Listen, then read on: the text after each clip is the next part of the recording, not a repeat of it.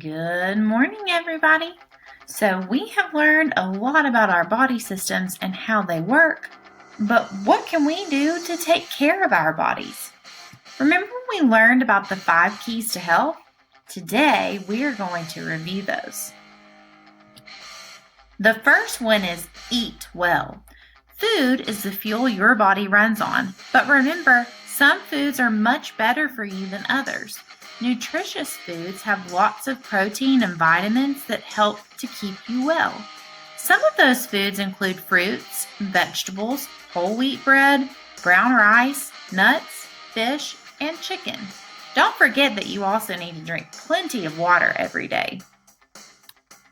The second key to health is exercise. I know Mrs. Richards has been sharing all kinds of activities to help you exercise at home. Exercising helps your bones stay strong, makes your muscles bigger, makes your heart and lungs stronger, helps you fight germs, and can help to put you in a good mood. The third key to health is sleep. Sleep rests your body and helps clear your mind for the next day. It's recommended for kids your age to get around 10 to 12 hours of sleep every night. The fourth key to health is keep clean. This one seems to be especially important these days.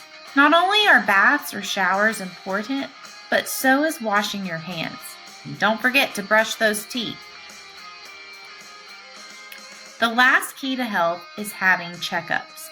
It is important to see your pediatrician for regular checkups once a year. Your doctor will make sure you are healthy and growing and will keep you from getting diseases by giving you vaccinations or other medicines. These are all things that you can do to keep your body healthy and fight germs. But how does your body fight germs from the inside?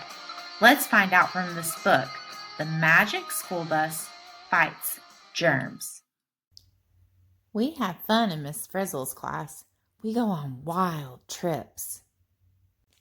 Today we are learning about germs.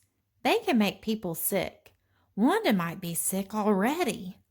Wanda goes to see the nurse. Is it okay for her to go alone? Keisha asks. We'll go with her. Line up, class, says the Frizz. Miss Frizzle shakes her magic keys. Outside, the bus gets small. We get small too. The bus flies in the window and we get on. The bus flies into the hall and finds Wanda. It lands in her box. It looks just like a cough drop. Wanda reaches in to take one out. Wanda thinks the bus is a cough drop. She puts us in her mouth. We stop at her throat. We see lots of red and white spots. Where did the germs come from? Asks Tim. Germs get in bodies through openings like the nose or mouth, the Frizz says. They can even come through open cuts. The doors open. We get out. The spots are growing all over Wanda's throat, but Miss Frizzle isn't worried. Wanda's body knows what to do, she says. The Frizz gives us special clothes. Follow me, she says. She slips into a blood vessel. We go too. We are in Wanda's blood. Lots of blood cells are floating there. The red cells bring oxygen, DA says. The white ones help fight germs. Outside, Wanda is at the nurse's office. The nurse looks at Wanda's throat. It doesn't look good, she says. You need to see a doctor. Wanda goes outside with the nurse. Wanda's mom comes to get her. Get well soon, says the nurse.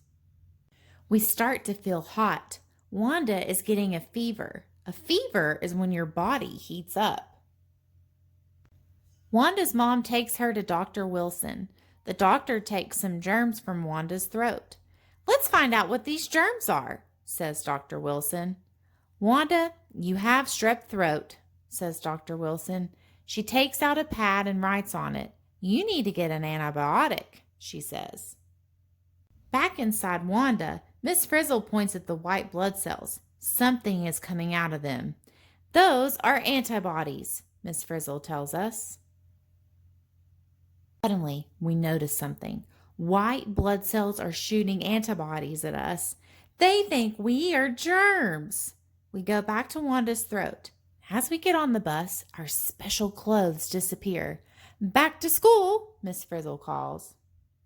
Wanda's mom picks up the antibiotic. She gives them to Wanda. You'll feel better once you rest, says Wanda's mom. Wanda is going home, but we need to go back to school. Wanda's mom is driving home. Wanda is asleep. Wanda's mouth is open. The window is open too. We fly out. At school, we make get well cards for Wanda. We don't want her to miss our next trip. So as you all know, germs are everywhere, and it is so important that we wash our hands for at least 20 seconds. But I want to show you, and some of you have probably done this experiment at home, but just how germs can get all over, but how important it is to wash your hands with soap and water to get rid of those germs. So the black pepper is going to represent the germs. So I'm going to pour some black pepper in a water bowl. Okay? Now if you take your finger and you put it in there, and you'll see all the germs that are on your finger. But if you take some liquid dish soap, so pretend that you're washing your hands, this is what soap does. You see that? All the germs went away. We've heard so much lately about the importance of good hand washing, but what happens when you run out of soap? So today I'm going to teach you how to make your own homemade hand soap at home. I need you to grab a draft book or a sheet of paper, and just like when we did the Little Red Hen and we learned how to make bread, I'm going to need you to write down the things that you'll need and then the steps that it takes to make the handmade soap. That way you have it for later and you can make it anytime you want. So we all know that cleaning supplies are very limited right now. So I'm going to teach you how to make your own hand soap at home. So all you need is dish detergent. You can use whatever kind you have. Some type of lotion. This is optional, but it will help to keep your hands from drying out. A dispenser, some sort of bottle. Maybe you might have one that's empty at home, or you might want to wait when one's empty, then you can make this. But the first thing you're going to do, and a funnel. You need a funnel.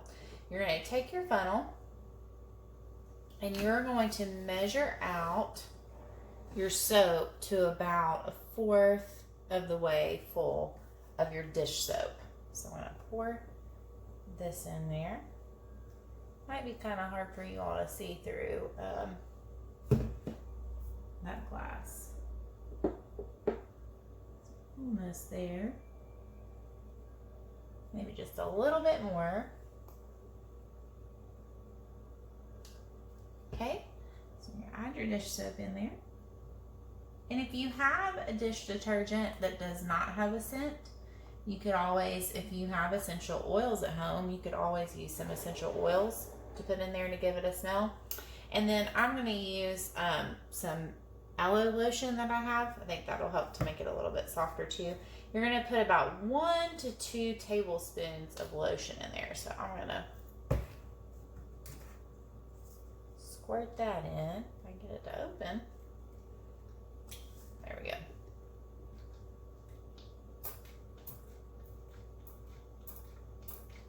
Give it a few squirts. Put that in there. Okay, and then the next step is to fill it with water. So let's head over here to the sink and fill this up with water. So I have my warm water running, and you're gonna fill it up almost to the top. If you want to take your funnel with you, you can do that as well. Let's see if you can. All right, we're almost there. And then the last thing you're going to do is you're going to screw on your lid. Wipe that off a little bit. And you're going to give it a good few shakes to get it real good and mixed up. You see it getting kind of sudsy in there? I think the warm water also helps too, with the lotion to kind of not be so chunky. It kind of breaks it up a little bit.